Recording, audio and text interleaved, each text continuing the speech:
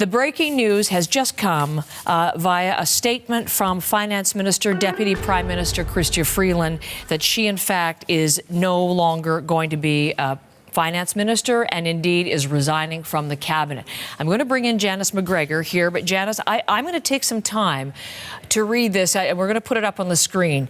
We've been talking for a number of days, you and I, in terms of the tensions, the reports of tensions between Minister Freeland's office and the PMO, and this has come to pass. So a note addressed to the Prime Minister from Finance Minister Chrystia Freeland. We'll bring it up so you can read it along, but I'm going to read it through, talking about, firstly, the honour of her life to serve in government. We have accomplished a lot together, and here's where it begins. On Friday, you told me you no longer want me to serve as your Finance Minister and offered me another position in the cabinet. Upon reflection, I have concluded that the only honest and viable path is for me to resign from the cabinet. To be effective, a minister must speak on behalf of the Prime Minister and with his full confidence. In making your decision, you made it clear that I no longer credibly enjoy that confidence and possess the authority that comes with it. For the past number of weeks, you and I have found ourselves at odds about the best path forward for Canada. Our country today faces a grave challenge. The incoming administration in the United States is pursuing a policy of aggressive economic nationalism, including a threat of 25% tariffs. We need to take that threat extremely seriously. That means keeping our fiscal powder dry today so we have the reserves we may need for a coming tariff war. That means eschewing costly political gimmicks, which we can ill afford and which make Canadians doubt that we recognize the gravity of the moment. That means pushing back against America First economic nationalism with a determined effort to fight for capital and investment and the jobs they bring. So the statement continues, and I'm just taking the time to read it in its entirety because it really speaks to what has been going on, as she indicates, for the past number of weeks. It continues. That means working in good faith and humility with the premiers of the provinces and territories of our great and diverse country and building a true Team Canada response. I know Canadians would recognize and respect such an approach. They know when we are working for them, and they equally know when we are focused on ourselves. Inevitably, our time in government will come to an end, but how we deal with the threat our country currently faces will define us for a generation and perhaps longer. Canada will win if we are smart, strong, and united. It is this conviction which has driven my strenuous efforts this fall to manage our spending in ways that will give us the flexibility we will need to meet the serious challenges presented by the United States. And she indicates that she will continue to serve as Liberal Member of Parliament. Janice McGregor, I took that time because there is much in that statement. Chrystia Freeland resigning from cabinet after Prime Minister Trudeau offered her another position in cabinet, moving her out of finance. What do you make of that? There's a lot to unpack in the way that she has laid out her rationale and her reasons here. I think this statement also gives us some insight into some things that were emerging, whether you want to call them anonymous media reports or rumors in this town, but it does kind of bring to daylight, if you will, some things that have been swirling for some time. The immediate question on everyone's minds has to be, who's going to deliver the fall economic update? We spoke earlier this morning about whether it would be a swan song for Chrystia Freeland.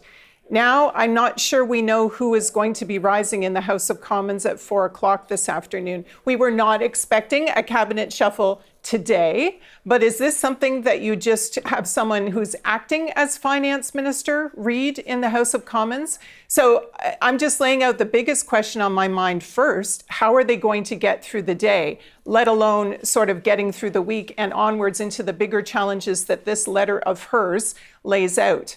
There is some important phrasing, I think, in here, not only in terms of the conflict between her department and her as minister and the Prime Minister's office. This has been the subject of some media reporting in recent days. There is always tension between a finance minister and a Prime Minister over getting the balance right. This is hardly the first government that has seen this kind of tension over the desire to spend to reach sort of, if you will, political objectives versus the need to manage an economy.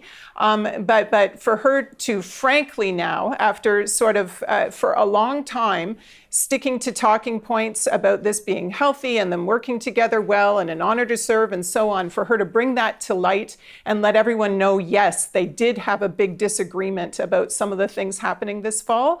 I think that's very significant. I think it's significant also that this letter talks about the American relationship and the incoming Trump administration after there had been questions about why she was not part of that dinner at Mar-a-Lago. There had been questions about how the incoming Trump administration sees her, perceives her, whether something that had been her strength, her biggest success, if you will, in politics, getting the renegotiation of NAFTA, whether now there were questions about whether she could carry that Canada-US file forward for a variety of reasons, whether it was that they didn't like her style in Washington or that there were fundamental differences in terms of how to approach this challenge going forward. And stunning, I think, also to sort of see her last week out making announcements related to the strategy of this economic statement, carrying on even as this letter reveals that she found out on Friday that she was not going to be finance minister, and presumably has had the weekend to ruminate and write this document. I think that is extraordinary. The final paragraph I'd point you to is one that is quite sharply written about how they know their time in government will end. That is a very frank thing to say out loud. You might say that's just realistic. We all watch and read public opinion surveys and can see the way the winds are blowing. But to have someone who's serving as the deputy prime minister of a prime minister who has signaled he is going to run again and believes he can win again against Pierre Poilievre's Conservatives, to have his deputy prime minister put in writing and publicize a statement that says, we know our time in government is going to come to an end, that strikes me as extraordinary. And for everyone who is thinking that Justin Trudeau was heading into the holiday break on very shaky footing already, I would present to you that this letter just rattles him to his core. Okay, I wanted to get your overall perspective, Janice, given that there is so much to talk about in this letter, this extraordinary letter announcing that Chrystia Freeland is resigning from her cabinet position, saying that she will continue to work with colleagues as a Liberal member of Parliament, and committed to running again for her seat in Toronto in the next federal election. Just to be clear, she's not walking away immediately. She's stepping away from cabinet. From cabinet. So a couple of things I want to ask you about that. I had highlighted that same line. Talking to Canadians would they know when we are working for them, and they equally know when we are focused on ourselves. Inevitably, our time in government will come to an end. So that acknowledgement, Janice, that some of the things which she also talks about, it's kind of tied in with what she says earlier in the letter, and this was what I wanted to ask you about as well.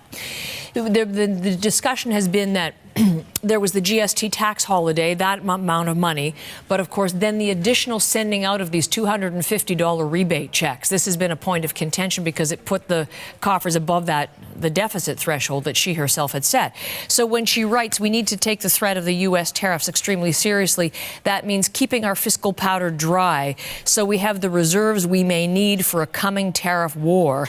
That means eschewing costly political gimmicks which we can ill afford. Do you think that's what she's referring to there? Because that was ostensibly the difference of opinion. That was for political purposes only, and she didn't think that it was financially responsible. Yeah, and we saw sort of the results of this affordability package perhaps being prepared in haste. I don't think I'm going out on a limb to suggest that it was, based on what we've heard and seen. The fact that sort of it was pushed out there as a solution, perceived by some to not be fiscally responsible, but also that they didn't have a plan to pass the whole thing. Again, one of the storylines this afternoon that we were watching was this business of these $250 checks that they could not get through Parliament. They could only get through the tax holiday part of it. That is not the sign of something that was thoroughly consulted and thought through and planned. That is the sign of something that was pushed out because they felt they needed to do something, to please people, to sort of turn the page on some troubles, to change the channel. But if you are focused on trying to keep a fall economic statement inside particular parameters if you are focused on things that you can defend from an economic strategy point of view. Something like a sort of spending a total of $6 billion sort of on very short-term kind of handouts to people before the holidays to kind of boost you politically. That's very difficult to sustain those two lines at once. But nevertheless, she went out there like a good political soldier and sold it for a long time. But now, sort of on the cusp of an economic statement, it has decided no. On the heels of being told on Friday that she wouldn't be finance minister. And again, I lean into this timing, Heather, because I find it extraordinary that he would tell her ahead of when she's scheduled to give the update that she isn't going to be finance minister anymore. If the government needs this update to be made in the Commons, wouldn't you let her read it and present it, and then maybe embark on that conversation the next morning?